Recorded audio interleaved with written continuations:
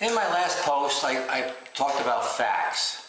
There isn't a lot to be said about facts, so I didn't spend much time on facts because facts are facts. They're either true or they're false, and you either have evidence to support the truth or the falsity of the fact. Now we're going to talk about assessments, or in the standard language, interpretations. Interpretations are a lot more powerful than facts. I don't believe that anybody actually acts on the facts. They act on the interpretations that the facts give rise to. So we'll spend a lot more time on interpretations and the interaction of interpretations with facts. Now, one of the things I didn't mention in the last post, when you look at facts, you're making a statement of the following form. I assert that X is so. In other words, I assert that this is the way it is. In a way, assertions or facts describe. The word equals the world. You are saying, for example, it's 72 degrees. That's either true or false. You can use a thermometer to prove that it's 72 degrees. Your word equals the world called it's 72 degrees. Assessments are different. Assessments or interpretations are not true or false. They're valid or invalid depending on the authority given. And we're going to talk about what that means to give an assessment authority a little bit later. So assessments ascribe as opposed to facts describing.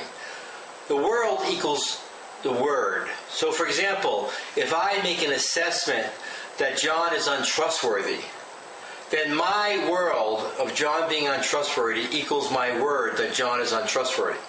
If I give that assessment authority, then I'm not going to do transactions with John because I can't trust John. The other aspect of assessments is they can be grounded or ungrounded, meaning there can be a factual basis for the assessment. We say that's grounded, that's a grounded assessment, or there can be no factual basis. In other words, many people put out opinions and interpretations and judgments and evaluations without any evidence whatsoever, without any facts whatsoever supporting it. Now, the interesting thing about grounding assessments, you can only ground assessments with facts. You cannot ground assessments with other assessments. You can't take and try to ground one interpretation or one judgment with another interpretation or judgment. So in order to ground your assessments, you have to have some factual basis that says, given fact A and fact B and fact C, I think that this assessment is valid. I'm going to give this assessment authority, and I'm going to act as if the assessment is true. That's what we mean by giving the assessment authority.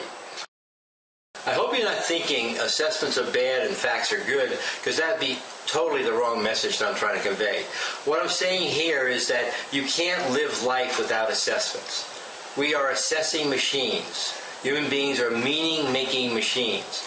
That's not the issue. We always are making assessments because assessments orient us to the future. We act not in accordance with the facts, we act in accordance with the assessments that the facts give rise to. So we always act in accordance with our assessments. The issue is not that we make the assessments, the issue is that we hold our assessments as if they're fact many times. We hold our assessments not as assessments, but we hold them as the truth, and many times we hold them as the truth with a capital T. Where facts are always past-based, assessments actually are based in the past, in the present, and in the future. Now, what do I mean by that?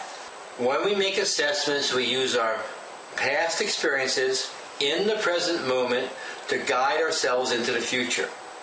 So our assessments shape what actions are possible or not possible for us. Our assessments shape the future we're living into.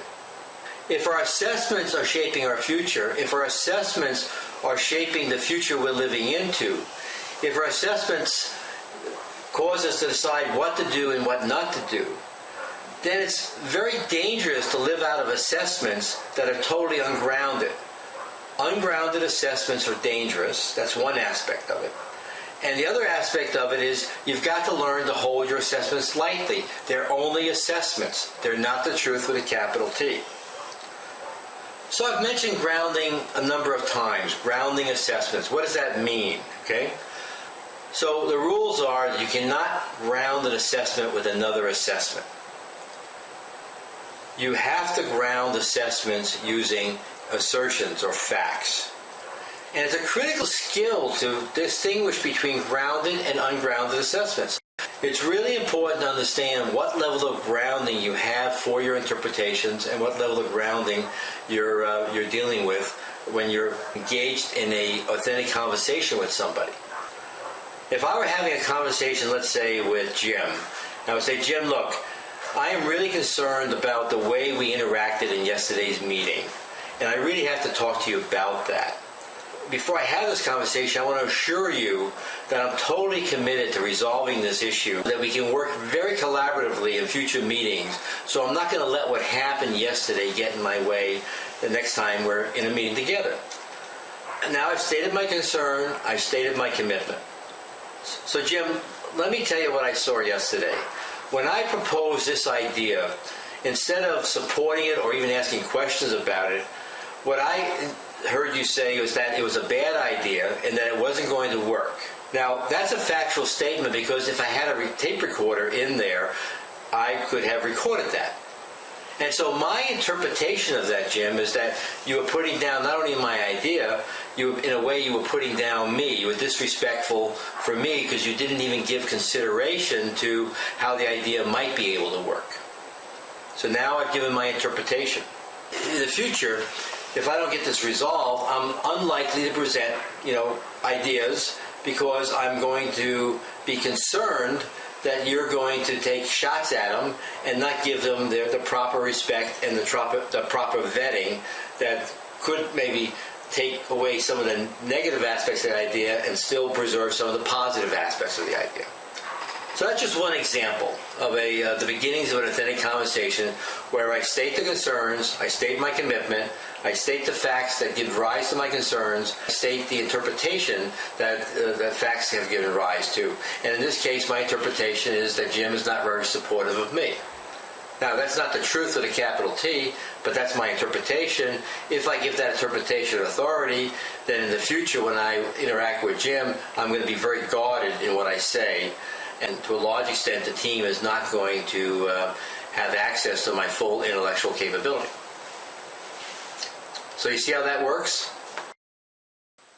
In my next post, we're going to talk about the relationship of interpretations to facts and how people confuse interpretations with facts and act as if interpretations are factual.